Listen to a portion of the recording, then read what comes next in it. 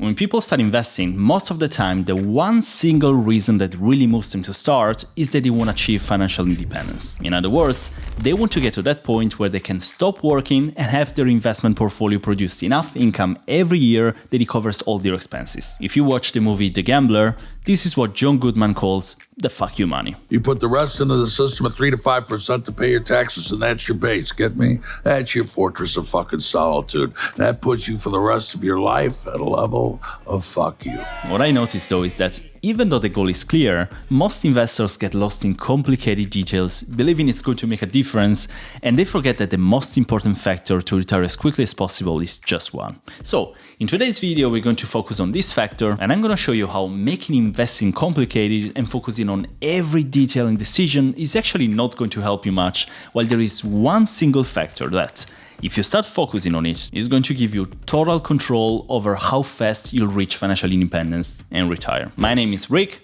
your favorite Italian investor and twin of Mano Ginobili. If you're new to this channel, you're very welcome to subscribe. And now, let's get to the video. What I want you to focus on today is the bigger picture. I want you to forget the details like how much do I have to exactly invest in my Roth IRA, how much should I invest in growth versus value, should I use cover call options, should I buy this or that.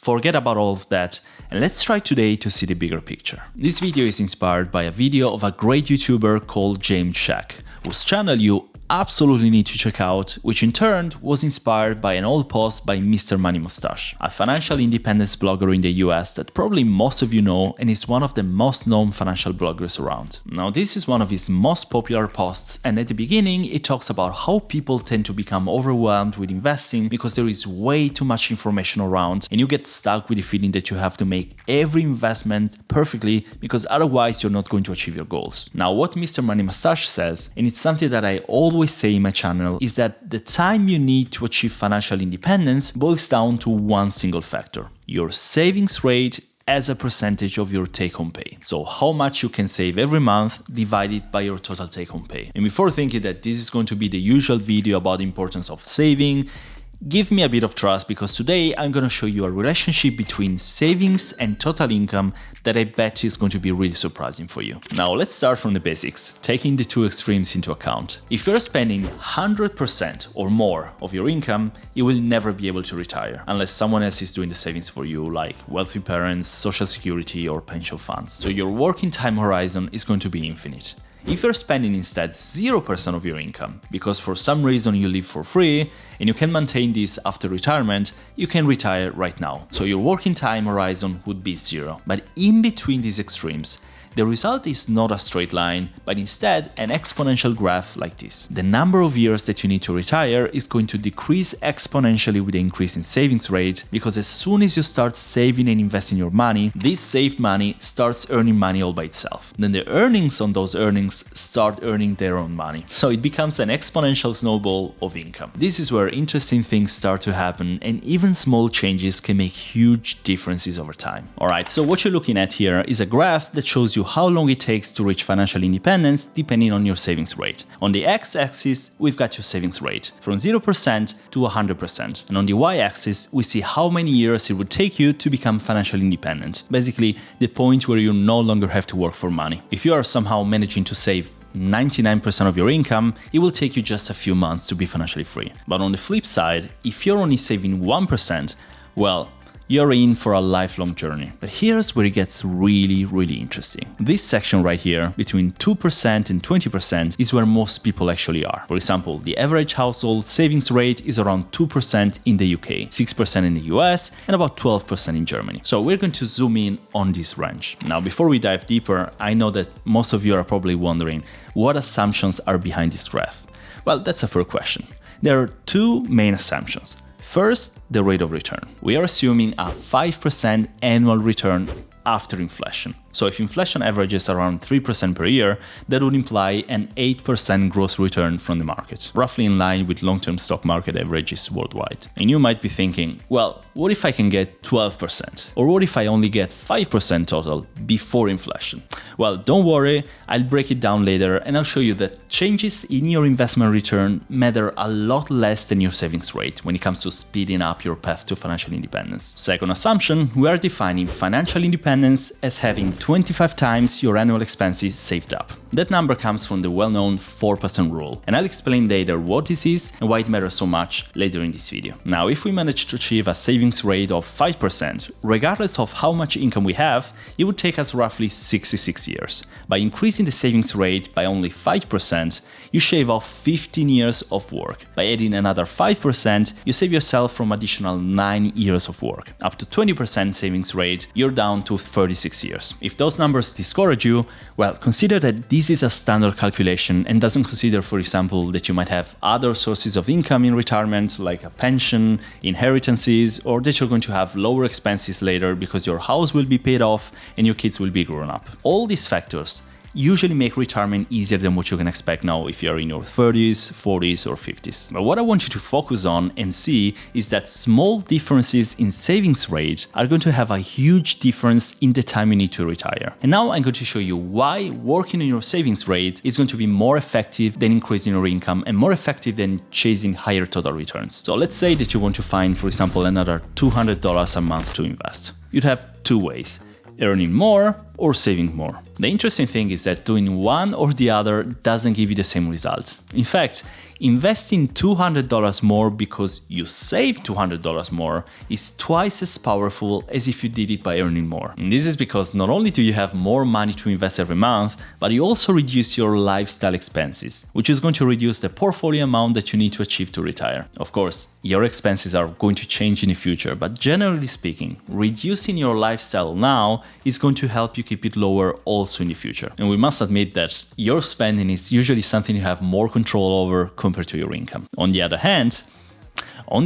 we need to admit that increasing your income is going to give you more flexibility in the future, because you can either enjoy more in life or still decide in the future to reduce your lifestyle afterwards. Anyway, you're going to find a link to the calculator down in the description of this video so that you can play with the numbers and also include your current annual income and what you've already saved. And the graph is going to tell you how many years you're going to need by investing your savings every month. Let's say now why the savings rate is a much more important factor than chasing higher investment returns if you want to achieve financial independence as soon as possible. Obviously, having a high return is important, but whatever higher return than the average market return is going to come with higher risk attached. So if the market gives 10% per year and you invest in something that potentially can give you double as much return in the long term, there is also an equal chance that the investment is going to return half. So first important point is, in the long term, it's going to be extremely hard for you or anybody to achieve a higher return than the average market return. And the second important point is even more important than the first. Here we can see the data from the original graph as a table so that you can more easily see the effect of the savings rate. And this data was calculated assuming 5% return after inflation. The truth is, you don't know exactly how much your personal return is going to be. You might make mistakes, you might invest more in times of overvalued markets and less in times of bear markets. You might even start investing right before a long recession. On top of this, 5% after inflation is the world average, but seeing country per country, it can be different. Here you see the real annualized returns for equities from 1900 to 2022, and the US, for example, has an average return adjusted for inflation of 6.4%, much higher than the average 5% of the world. So you may potentially achieve higher returns, or even lower returns. But let's see how this is going to impact the results, because this is what's interesting. This table here is a beefed up version of the one we looked at earlier. But now we're not just looking at savings rate, we're also factoring in how your annual rate of return affects the number of years it takes you to reach retirement. Let me give you an example. If you're saving 40% of your income and you manage to bump your return from 3% to 6% per year, you'll shave off about 5 years from your time to retirement. Not bad. If you're only saving 15%, that same jump in return saves you 17 years. And it makes sense, right?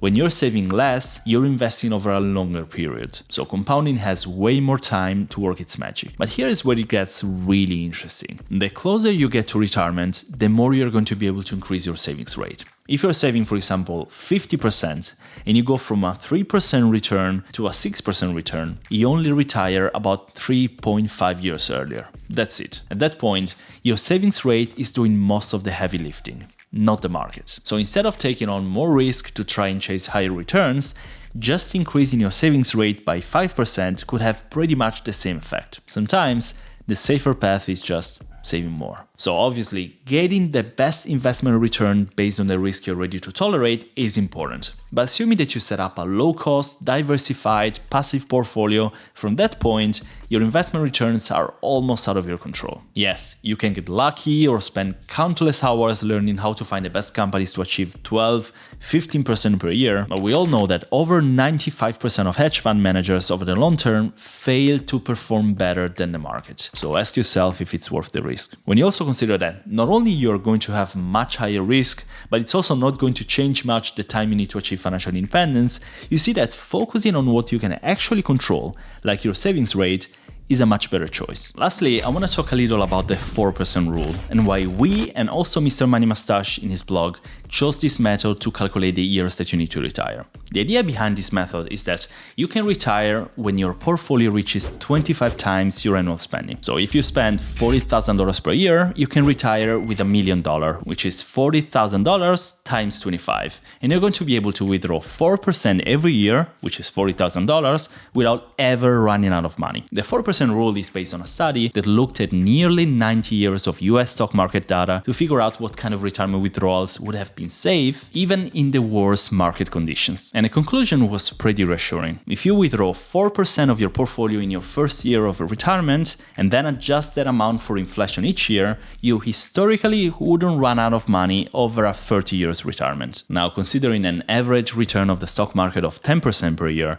you might wonder, why can't I withdraw 10% per year instead of 4%? The main reason is something called sequence of returns risk. Sequence refers to the fact that the order and timing of poor investment returns has a huge impact on how long your retirement savings last. This chart below from Charles Schwab's website shows what happens to two investors who start with 1 million portfolios, take initial withdrawals of $50,000 with 2% inflation adjustments every year, but then experience a 15% drop in portfolio value. Investor 1 experiences a 15% decline during the first 2 years of retirement. Investor 2 during year 10 and 11. During all the other years, both portfolios grow at 6%. Notice that despite the average long-term return of the portfolio being equal in both cases, investor number 1 ends up with no money after 18 years, while the second investor still has $400,000. So as you can see, it's not about average return, it's about the sequence of the returns. That's why the study that established the 4% rule found this sweet spot in this 4%. Because even retiring at the worst moments in history, right before a decade-long recession, you would still be able to withdraw 4%, adjusted for inflation during the years, see your portfolio decline for some years, and still return to a growing portfolio before finishing all your money. Some people have been criticizing the 4% method because it's based on a 30-year retirement, while some people now might be retired for much longer than that, above all if you manage to achieve financial freedom or independence much earlier in life. But the truth is, retirement doesn't mean spending and withdrawing the same amount every year. You're totally able to adjust your expenditure and spend less in a bad year, or maybe splurge more money in a good year. This is going to help you contrast periods of bad markets and give you an additional layer of security if you ever decide to retire following the 4% rule. In addition, in whatever point in life you decide to retire because you achieved the 25x target of the 4% rule, in case you feel unsafe or it looks like the market might crash, you can still keep working for 1 or 2 years until you achieve a portfolio that makes you feel safe. And just a couple of years are going to make a huge difference. For instance, let's say that you achieve a portfolio of $1 million, which according to the 4% rule would allow you to withdraw $40,000 per year, inflation adjusted, but you don't feel safe. If you keep working for 1 or 2 years and you let your portfolio grow at an average of 10% per year without investing anything anymore, after 2 years, your portfolio is going to reach $1,220,000. And now your $40,000 are 3.3% of the portfolio, making retirement much safer than before. Now, of course, real-world returns are not this smooth. Markets are messy, things go up and down, but what can you do about it? Nothing. So the only thing you can do, focus on what you can control. Focus on your expenses, focus on increasing your income, and set up an investment portfolio made of broad-based, diversified ETFs to cover all bases. And how are you going to do that? Take a look at this video. Here I explain exactly how you can set up the best portfolio to maximize your returns. Trust me, you want to watch this. I'll see you there. Ciao.